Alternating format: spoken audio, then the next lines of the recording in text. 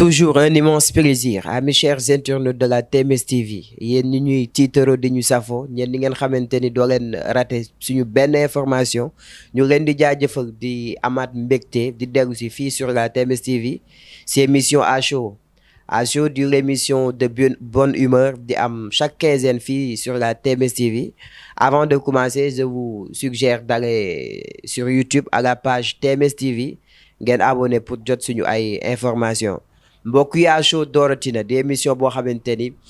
chaque quinzaine lay am fii ngeen ànd si ak présentateur poète ak sumay naataango ci ay rubrique yu am solo macha allah ñu ngi nuyu Alaaji Thierno Moulay Sow le xalif général de Djina di nuyu ñiy seetaan TMS TV ñëpp ak ñu nekk ci waa kër gi sans plus tarder on va s'attaquer à la rubrique sport avec Doyen Moustapha.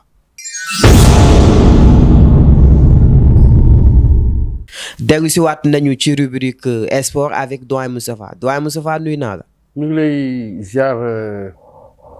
le grand slameur Diadji di nuyu sa invité bi di nuyu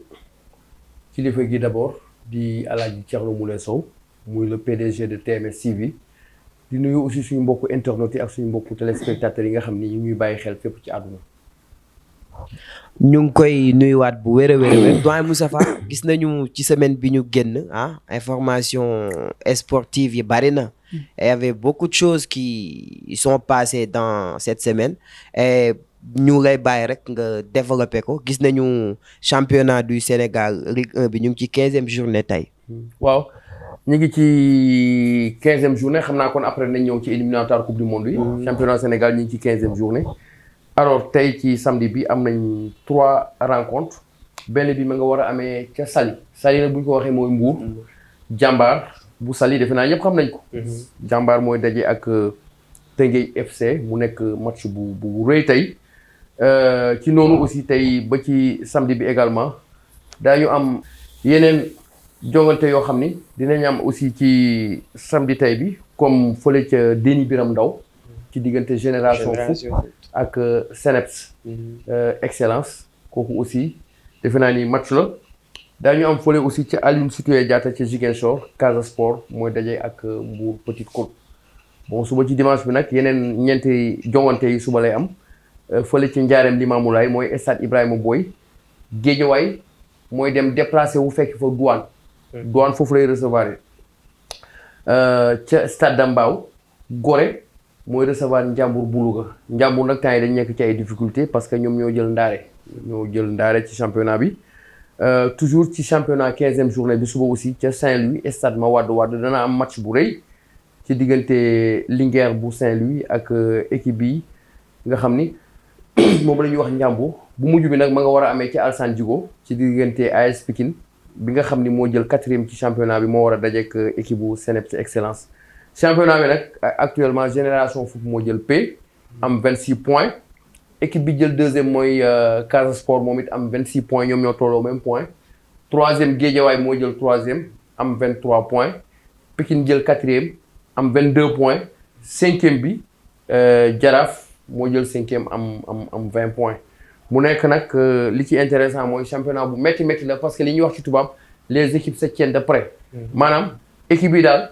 benn point moo dox seen diggante. waaw championnat bu métti la biñ ko commencé ba léegi gis nañ ni ren macha allah am na changement parce que stade yëpp dañuy fees. ba pare am na du jeu du football gis nga match bi ñu football mercredi passé ci diggante Guédiawaye ak Pikine loolu musul am. derby la public ba fa ne sax xajul stade bi Sénégal war a recevoir mooy stade bu bees. parce que ci biir stade bi dafa fees ba ñu tëj buntu yi ña nekkoon ci biti ñu ëpp ñu nekk ci biir ñooñu xajuñu woon sax stade Léopold Sédar Senghor donc j'imagine gis nga keroog macha allah. public bi mën naa la wax 15 heures presque foo sànni mbaatu mu tàgg. macha allah c'est une course au titre équipe yi ba mayuñu seen morom dara. gis nañu aussi résultat des éliminatoires de la coupe du monde zone Afrique aussi. gis nañu fi mu ne nii vraiment nous souhaitons de décrocher la qualification incha allah. mais Sénégal daa mel ni égyptiens yi yoxosu nañu de. waaw mais loolu mooy football. xam nga match aller bi nag xam nga démb la woon ca Caire ci stade boo xam ni presque mi ngi doon def presque ay 74 000 et quelques places stade boobu booy xool sax finale 1986 ci diggante Égypte ak Cameroun stade bi demoon na ba am lu mot 102 000 spectateurs donc égyptiens yi gis nga wane nañ seen manin démb def nañ seen ay tricherie vraiment ba fexe dugal ñu bon but bi sax booy xool. position parce que am na polémique. am na position d'origine mais bon xam nga finalement duñ ci revenir mais defe naa ni li gën a am solo mooy la préparation du match pour le mardi loolu moo ci gën a am solo. mais yow ci match bi gisoo ni Sénégalais yi suñu mental dafa faible parce que égyptiens yi dañoo jaay ji koy bandi dëgg. waaw mais pas du tout parce que ni gis naa ni c'est une équipe du Sénégal qui était à la hauteur une équipe du Sénégal bien présente bien organisée on a eu des opportunités am nañ ay opportunités yoo xam ni on pouvait le mettre au fond bon mais xam nga football sport moo demee noonu da ngay gis même làmb nga mën nit mu daan la football aussi da ngay mën nit vraiment mu gañe la donc match bi démb perte nañ mais li ñuy wax ci tubaab on n'a pas démérité on méritait sax au moins faire match nul là-bas au Caire mais bon c'est la phase aller li ma gis démb compte tenu de la physionomie du match je pense que au match retour bu ñu tirer les enseignements du match aller je pense que on peut en sortir mën nañ door sax Égypte lu bëree bëri. loolu la ñuy ñaan. waaw amoon na yeneen aussi ay match démb. waaw xam nga Cameroun démb aussi Algérie da ko fa fekk. Maroc aussi biir Cameroun daal di koy dóor 1-0 Silemani moo leen rey. gis nga mbëkk bi mu dugal démb Onana mooy le gardien camerounais biir Cameroun la ko fekk daal di koy gagné. donc xam nga Algérie donc def na un grand pas vers la qualification. Mali aussi dañ ko dóor à domicile démb Tunisie moo ko fekk si dóor ko et puis foofu ce qui est malheureux dafa mel ni match Sénégal Égypte bi parce que booy bi dugal but bi démb il a marqué contre son camp mooy le numéro 12 mooy le défenseur malien dafa dugal ba pare contre son camp 5 minutes après aussi ñu rouge ko parce que Tunisiens yi dañu amoon beneen opportunité waa ji rëcc romb défense bi yëpp dem pour dugg ci surface bi dugal mu daal di koy kal mu daanu ñu jox ko carton rouge donc Tunisiens yi aussi bii contre 5 ans la ñu gagné démb donc Tunisie gis nga aussi def na une bonne opération démb dem biir Mali vraiment dóor Mali 1-0. lu mel ni Maroc aussi def na prestation bu baax. parce que ñoom it dañu dem démb RDC Congo mënewoon nañ leen lu yàgg a yàgg am na benn moment sax RDC Congo amoon na opportunité pour dugal deuxième but malheureusement par manque de lucidité et de concentration ñu mën a leen 1-0 Marocains yi. ñu égaliser ba pare am penalty ci biir match bi raté ko kon Marocains yi bu ñu dugaloon seen penalty bi mënoon nañu sortir avec une victoire mais je trouve que c'est un bon résultat parce que nga dem biir Congo def fa match nul 1-1 je pense que le Maroc actuellement part largement favori pour le match retour bon bi mujj bi moo nekkoon bi amoon démb à Koumassi fële au Ghana Koumassi nag bu ñu koy wax daf may rappeler yu bëree bëri parce que demoon naa fi Coupe d'Afrique 2008 ay Koumassi Accra temps boobu Issa Mbaye Samb moo nekkoon ministre des sports dem si yàlla si ndeysaan vraiment en 2008 Sénégal qualifié woon demoon Ghana donc Ghana moo doon dajeek Nigéria aussi def na une bonne opération dem démb Ghana fekk ko ñu témboo ñoom ñaar ndam demul ndam dikkul kenn dugalul sa morom dara kon xam nga ba léegi c'est le suspense aussi gis nga éliminatoire yi aussi am na ñoo xam ni dañu gagné à l'extérieur mais cela ne veut rien dire phase de retour yi yëpp day métti ay match yu méttee métti nag lay doon loolu daal moo xewoon daal démb ci Afrique bon retour yi nag c'est le mardi équipe bu Sénégal sax ñi ngi annoncé ni ñoom ñëw nañ sànq depuis 11h donc vol spécial moo leen yóbbu moom moo leen indiwaat quoi. voilà merci à notre doyen Moustapha ci actualité sportive yu mu joxe vraiment et on souhaite d'avoir la qualification inchallah au match retour mardi di leen jox dig daje ba quinzaine bi di ñëw ñu gën cee yaatal ak doyen Moustapha merci beaucoup jërëjëf doyen Moustapha sans plus tarder on va s'attaquer à la rubrique politique tey Anta wu fi mais bon je vais essayer de m'en charger. acca nañu dem xool rubrique politique dellu si waat nañu fii ci émission à chaud ci rubrique politique comme ni ngeen ko xamee li gën a fës ci actualité politique yi bokk na ci 9e forum mondial de l'eau ci Dakar bi nga xamante ne fi lañ ko doon amalee ci forum bi nag jur na coow parce que gis nañu Barthélémy Diaz génn na parce que Dakar aussi invité lañ ko defoon Barthélémy Diaz étant le maire de la ville de Dakar nee na bu Sénégal demee bay dalal 9e forum mondial de l'eau fii ci Sénégal surtout bu ñu nee Sénégal ne Dakar kon nag ville de Dakar da cee war a gis ci boppam mais waruñu ko def ab invité ci loolu noonu def na benn conférence de presse xam nga ni bon 9e forum bi sénégalais yi war nañoo ruus sax di ko tiitaroo ndax bu ñu demee bay dalal fii nii 9e forum mondial de l'eau te it Sénégal am problème bu majeur ci wàllu ndox donc bon gàcce la aussi il déplore ce phénomène te mu ngi joxeñ baaraam tuuma gouvernement bi ci bu ñu jugee ci forum de l'eau bi aussi ñoom ñu gën a taxaw gën a liggéey pour que ndox dootul manquer particulièrement ci ville de Dakar. Gis nañu aussi son excellence monsieur le président Macky Sall ci forum bi def na ay déclaration yu am solo def ay propos yoo xamante ni ci village yi ngir taxawal ay projet de l'eau yoo xamante ni defe naa ni bu ñu paree ci forum de l'eau yi dinañ ko entamer te it ñaan nañu yàlla buñ ci jógee ndox dootul manquer aussi. Gis nañu ci forum de l'eau bi y avait pas mal de responsabilités européennes, y avait des présidents africains yi fa ñëwoon ngir amal forum de l'eau bi fii ci Ndakaaru. Gis nañu aussi ci semaine bi am na bon comme toujours Dame Mbodj et ses compagnons moom dañ koy gis souvent ci lutte pour la citoyenneté. Gis nañu seen marche bu ñu doon amal le 23 mars bi pour xeex parrainage moom ak 17 personnes ku ci mel ni Guy Marius Sagna ku ci mel ni Karim Xurum Xaq ak ñeneen gis nañu ni jàpp nañ leen mais bon c'était juste que pour ñu calmer loolu rek mais du dañ leen jàpp noonu dañ leen jàpp juste après ñu libérer leen parce que ñoom dañu doon def marche d'après itinéraire bu leen préfet bi joxoon topp ñu ko nat moo taxoon ñu jàpp leen parce que dañoo bëggoon dem ba ci kanamu ministère de l'intérieur amal fa seen marche yuuxu fa wax fa lu leen metti soo ko dem mais malheureusement bàyyiwuñu leen ci surtout ñu commencé rek ci lañu leen jàppee yóbbu parce que itinéraire bu ñu leen joxoon bon mujj ñu kaa suivre ñuy wax ci loolu rek parrainage bi aussi gisoon nañu semaine bi ñu jàll y avait beaucoup de choses qui étaient là-dessus parce que ñu ngi doon wax ni parrainage dinañ ko amal wala duñ ko amal ñii ne waaw ñii ne déet opposition bi nag d'accord yuñ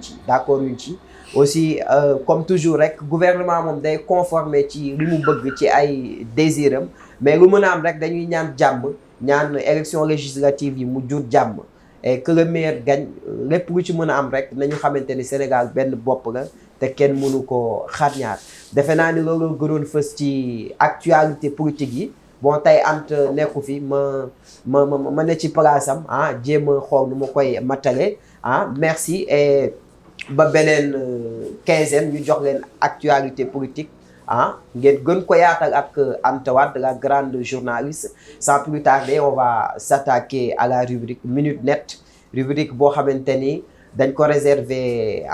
spécialement pour li xew ci internet bi dinañ ci ànd ak Mouhamed Gueye Diallo mon frère mon grand frère suma xarit sans plus tarder on va s'attaquer à cette rubrique. ñëwaat nañu fii ci Show ci seen rubrique Minute Net ñu fas yee ànd ak Mouhamed Diallo Gueye Mouhamed nuyu naa la. sëñ bi siyaar naa la mon ami mon frère. sëñ bi nga may woowee. yow sama waay nga lu ma neex laa lay woowee. maa ngi lay siyaar beneen yoon di la bëggewaat bu baax di nuyu mbooleem internet TMS TV di nuyu sama mbokk Demba l'humoriste bi ma bokkal plateau bi di am contentement bu baax aussi comme ni nga ko waxee rek jaaji yow sama frère nga di ñëwaat fii tey pour càmbaral leen li ngeen xam ne mooy rubrique Minute Net li gën a fës ci réseaux sociaux yi ci fan yi génn gis nañu réseaux sociaux bi y avait beaucoup de buzz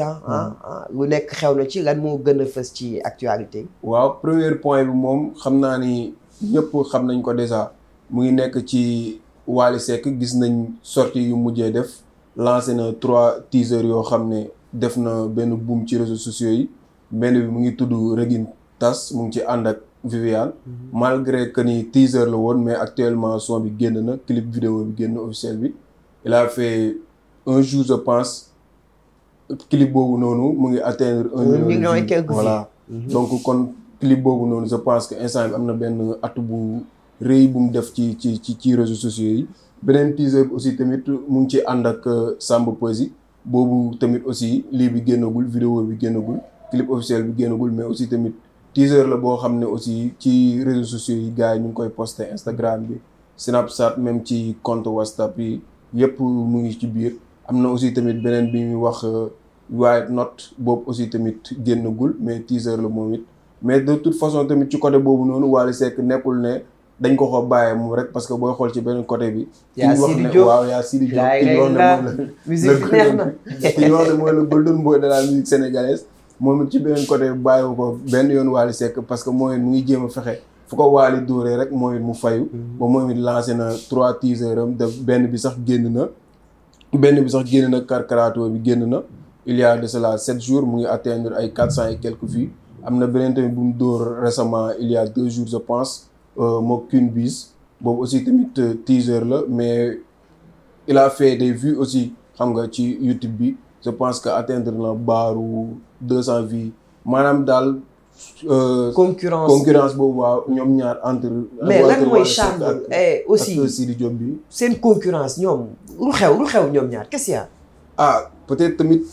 côté boobu mën na am gars yi seetaan wala yenn internet yi dinañ ci gën a yaatal mais man lu ma dama jàpp ne art la musique la c'est normal aussi tamit mu am yenn concurrence yi dëgg la ñenn ñu ngi taxawee ne kii du moroomu kii mais tamit nañ leen bàyyi ñoom ñu ngi def seen liggéey xam nga concurrence mënul ñàkk ci art man loolu laa gisee dama jàpp ne lu soxal musique bi la ñoo far ñooy mayante xaalis parce que Wally mu ngi koy wax ci waye bi naan mayante xaalis jarul coow ñoo far mais c'est juste benn concurrence la mais man bon je prédis au malheur bu fekkee concurrence bi dafa déloyal parce que it bon Wally Seck ak Sidi Diop bu munti am ñoom ils sont des frères ay waykat la ñu xamante nañu mais booy concurrence ak nit tamit na am cër aussi na am respect mais du dañuy gis benn aspect bi à chaque fois rek bu kii defee rek kii def dëgg la quoi Sidi waaw tu es notre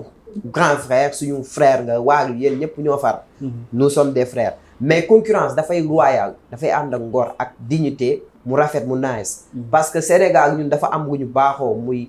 rafet loolu la ñu xam dëgg la tamit yéen a ngi ci seen musique bon ñu leen di ñaanal réussite ci loolu noonu et Wally kii bi neex na trop son yi neex na trop Sidi neex na trop ñoo faat bu leen kenn jaxase acca lan moo xewaat ci kii internet bi waaw buñ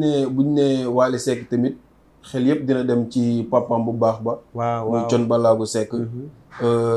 fàttewuñ ni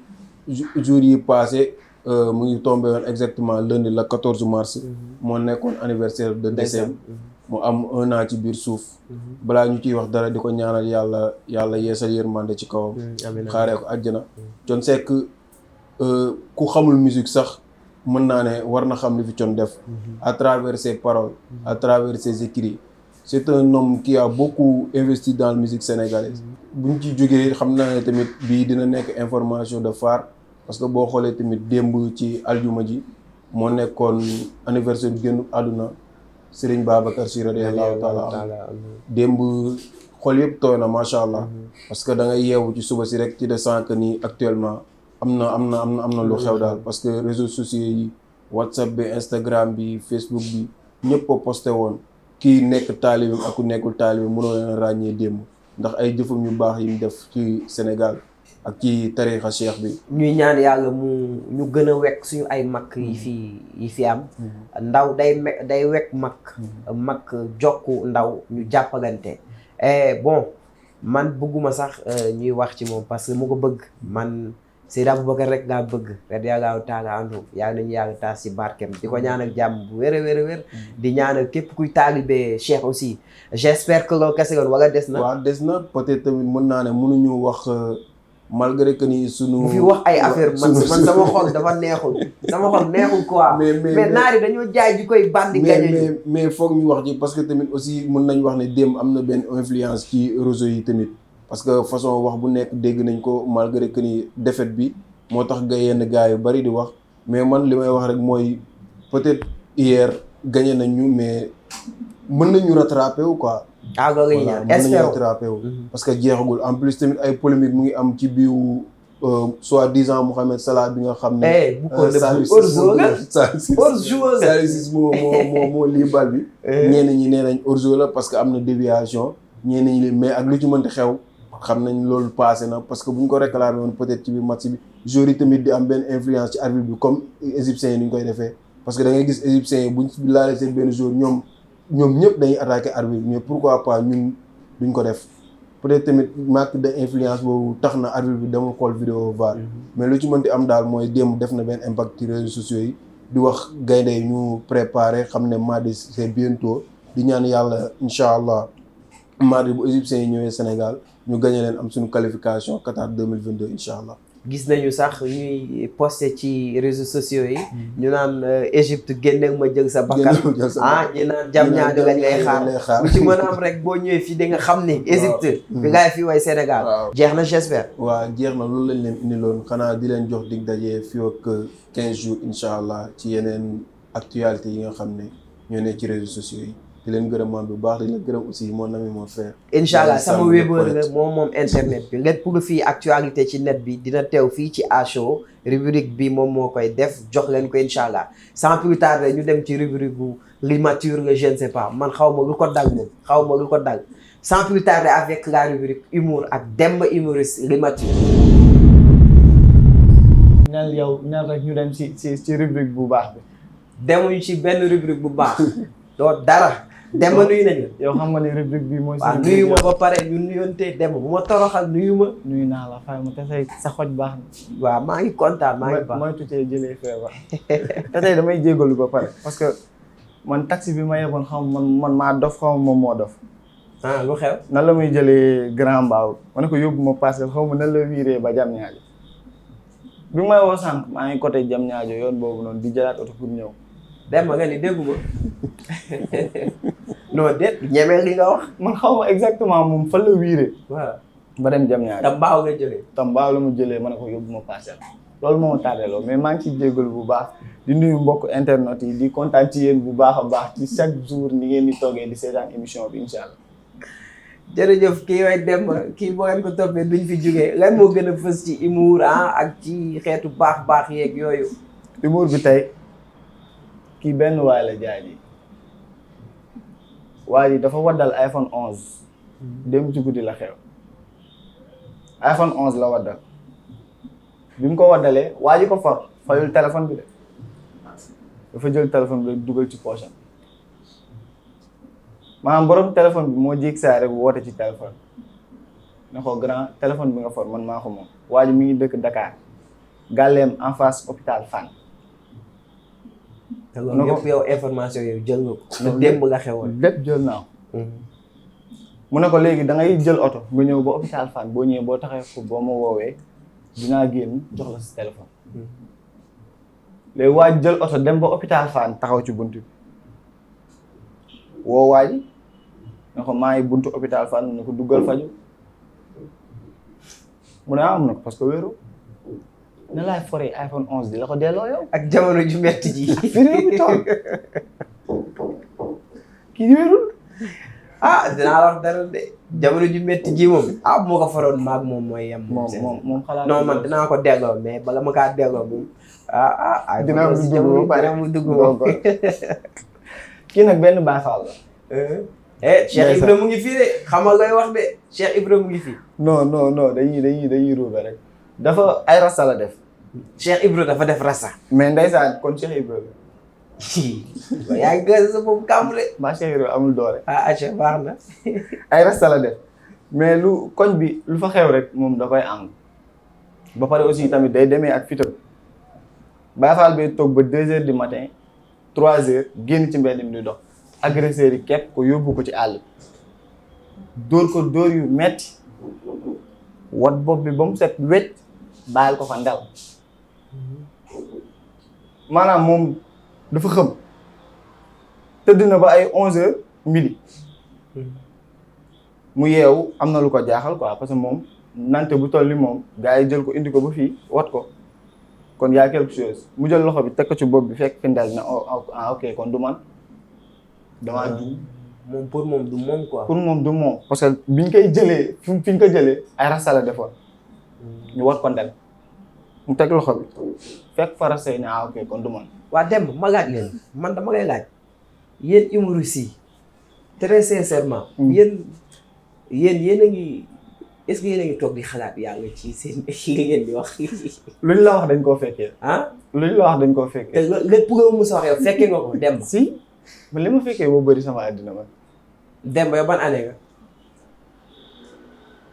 non xoolal. bu topp sa xol ah. non bu topp sa xol rek. ban année déjà laajte nga lu ma 10. 1987 laa. 1987. xam nga date boobu yow. 1987 la. ci la guerre bi amoon. Demba boo amee leneen nga ñu wax ñu ko ñu tàggatoo temps bi dañoo xoj ah. vu que temps bi dañoo xoj. kon donc dañ koy yamale fii nii rek. waaw comme que yow chaque jour saa bu ma ñëwee rek nga përëx ma ne ma temps bi xoj na. non du përëx parce que man li ngay wax laa mënul consommer quoi attanu ma ko mënu ma kaa jël. waaw kon donc nañ ko yamale fii nii rek ba beneen numéro. incha allah mais sa blouson dafa nice. waaw gis nga nee naa temps yi dama am ay partenaires. ñaan nga. fii Pape Seck moo fi génnee tey. Pape Seck nag balaa partenariat bi di dox fii ci Asho na ñëw solal ma. boo paree incha allah yow dama lay boole ak moom ak Cheikh Style. temps yi ñoom ñoo may sonal gisoo ma lii. iPhone nga laal de. voilà Fallou iPhone mi ngi nekk fële ca Colobane. moom woo ba mu ñëw jox ma iPhone bii bu rouge la ma joxoon. ma dem ba suñu waañ. jël cours bi dëbb téléphone bi dem ci moom mu changé moom jox ma beneen. Fallou iPhone yàlla si jàmm yaag dem ba. Fallou iPhone maa ngi koy nuyuwaale après incha allah dinaa leen jox numéro bi incha allah maa ngi kontaan ci yow di kontaan ci sama grand bu baax a baax. di leen jox di daje ci beneen numéro incha allah muy gën a neex. ñoo far ñu kontaan continuer Demba l'humoriste ci rubrique humour mbokk yi xam naa fi nga ñuy tàggatoo di leen jox dig daje ba beneen Mohamed j'espère que tàggatoo nga. di remercier waat mbokk internet yi bu baax di leen wax ni ku abonné gul na dem abonné ji xaar yeneen émission Asho ñu ngi ñëw. incha allah fii ak 15 jours di la gërëmaat bu baax aussi tamit di gërëm sama frère bi wasalaam. incha allah émission la boo xamante ni je vous promets je prédis de cette émission une meilleure émission au Sénégal incha allah topp leen ñu rek jox leen ñu seen bopp jox ñu seen nopp te déglu ñu incha allah ñu ngi nuyu suñu doyen Moustapha di nuyu Anta tey ñëwul moom moo géré rubrique politique bi mais j'espère que incha allah di ngeen ko gisaat di nuyu Mohamed moom mi ci. rubrique minute net bi Demba aussi maa ngi koy nuyu suma frère la suma xarit la suma lépp la ñu ngi koy nuyu ci rubrique humour bi di leen kontaane tamit di bég ci yéen di nuyuwaat le xalif général Alaaji Thierno Moulé Sow le xalif général des Djinn ak ñi newoon ci régie bi Sadibou Cheikh Ibra ak équipe Kara 221 ñëpp di nuyu ñu nekk ci télé ñëpp di nuyu nag koo xamante ni suma grand la muy Xaadim Touré borom France Bamba da nga maa diggoon moto damaa dox ba tas daal yu ma sol bu yu ma jënd du mat semaine mu pënd yàqu Bamba na moto bi ñëw wala ma jaxase la ak Sénégal suma grand la suma xarit la démb daf ma woon ndeysaan am lu bari ñuy waxtaan bu ñuy waxtaanee ça prouve que dafa am ñi nga xamante ni dañ fee nekk pour booster les jeunes pour may leen doole pour andi leen ñu dem ci kanam suma xarit la di la ñaanal jàmm bu wér a wér di nuyu tamit kenn Youssou Apple One Youssou Diop moom tamit nu mu defee ak yow iPhone noonu la mooy ba ma ñëw jox ma iPhone muy suma grand incha allahu rabbi dina ñëw ci ñëpp di souhaiter happy birthday suma mag suma xarit suma lépp Mami Faye suma cousine Cissé happy birthday à toi joyeux anniversaire une longue vie t'es souhaité de la part de Diadji le présentateur poète gars yi ñu leen jox dig daje ba beneen di annonce di def nag benn annonce incha allah pour bientôt benn film boo xamante ni 6e sens la tudd boo xamante ni waa Ngéwël gi Prime dinañ ko def incha allah rabbi ñu ngi ciy woo nag ñëpp ñu ñëw jàpp ci ñu ngi ciy woo ñëpp ñu ñëw jàpp ci di ngeen jox dig daje ba beneen ci émission Asho sur la TMS TV jaajëf gars yi